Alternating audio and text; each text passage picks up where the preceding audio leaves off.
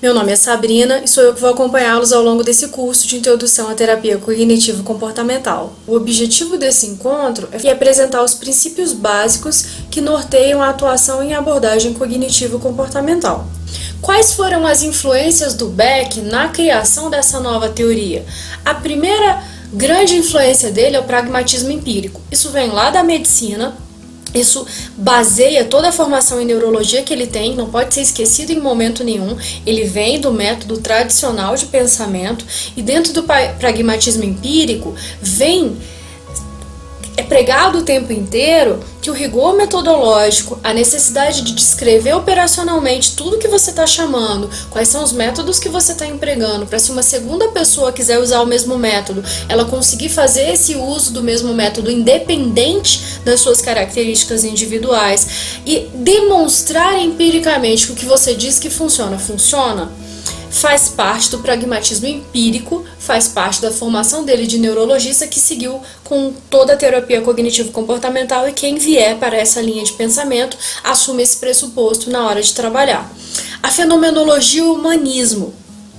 Muitos dos questionamentos, do jeito de abordar as pessoas com alguma necessidade de fazer a psicoterapia, o que buscar na hora de ver o que está certo, o que está errado, o que funciona, o que não funciona, vem da forma como o existencialismo lida com as pessoas, da forma como o existencialismo e o humanismo acreditam que a gente pode ter acesso a uma vivência. Então tem muita influência do Kant, tem muita influência desculpa o português errado, tem muita influência do Heidegger, tem muita influência do Russell, tem muita influência do Sócrates, que é quem nomeia uma das principais técnicas que a gente usa ao longo do processo de terapia, que é o questionamento socrático, que é a partir de um lugar de que nada sei e que a pessoa vai ter que, migalhinha por migalhinha, construir todo o processo de pensamento.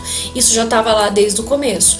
A própria psicanálise, em que a formação do Beck aconteceu, e ele trabalha com psicanálise, ele se identificou como psicanalista durante muito tempo, antes de passar a se dizer cognitivista, que dá um foco nas vivências internas, que dá um foco na estruturação hierárquica da cognição. Então, tem níveis diferentes entre consciente e inconsciente na psicanálise e dentro da abordagem cognitivo-comportamental, níveis diferentes de pensamento.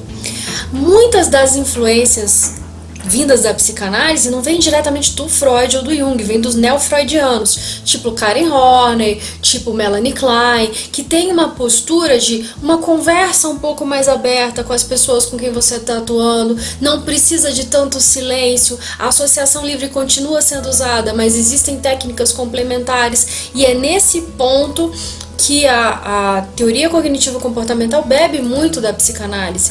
O foco nas experiências conscientes e não inconscientes.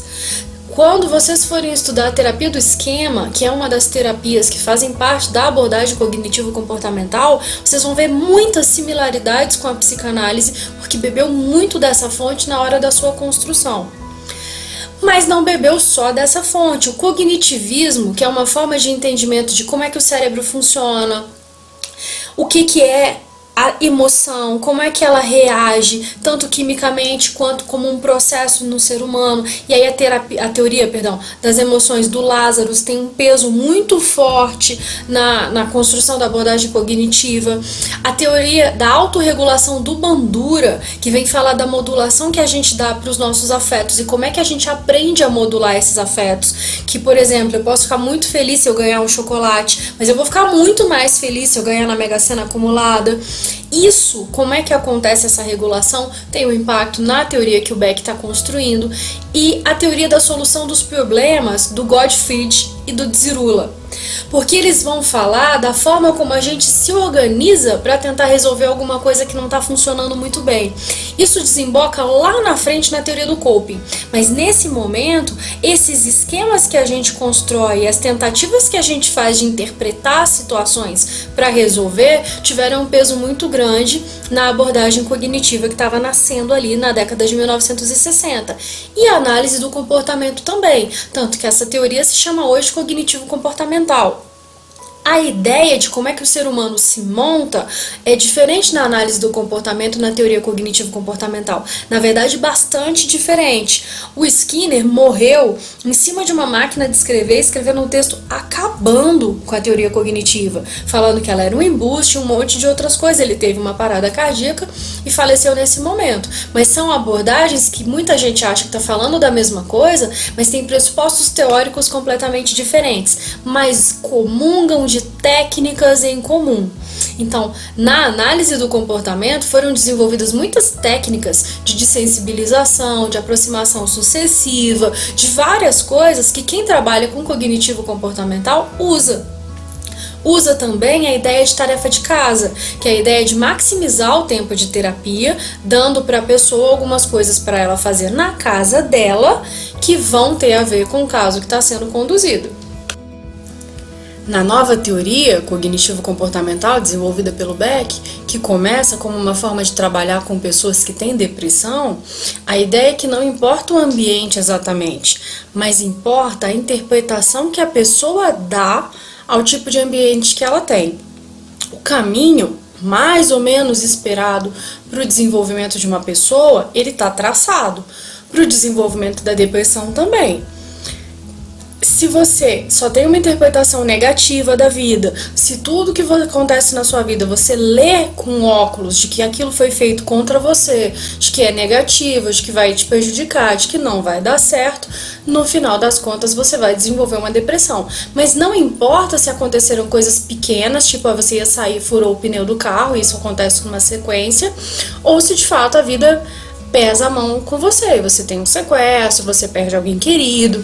A interpretação que você dá a essas coisas é que vai definir se aquilo vai ter um grande peso para o desenvolvimento de uma psicopatologia ou não. E em 1972, quando o Beck estava discursando num encontro, numa conferência que aconteceu nos Estados Unidos para analistas do comportamento, foi a primeira vez que ele usou o termo cognitivo-comportamental para falar dessa nova abordagem que ele havia criado, a teoria cognitiva, mas que fazia usos também de técnicas comportamentais. E ele frisa nessa fala que eu não posso inverter a ordem de apresentação desses termos. Então, quando eu falo terapia comportamental cognitiva, eu estou falando de outra coisa, porque a ideia de manter o cognitivo primeiro do que o comportamental é de que haverá um filtro cognitivo do processo de pensamento que vai mediar a minha relação com o ambiente, com o mundo, e esse filtro vai alterar o meu comportamento. Então, na teoria cognitivo-comportamental, o pensamento é o destaque, o pensamento é o foco principal, e não qualquer outro comportamento tendo uma relação horizontal entre eles, como acontece na análise do comportamento.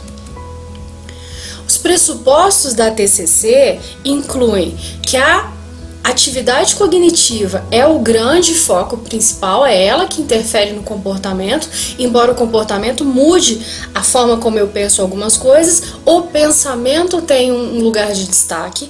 A atividade cognitiva, ela pode ser estudada, monitorada e alterada, o que faz com que essa linha de trabalho, ela ganhe possibilidade de atuação, ela ganha força, porque se eu consigo mudar o processo de pensamento, eu consigo fazer a pessoa sair de um processo de depressão e voltar a ficar saudável.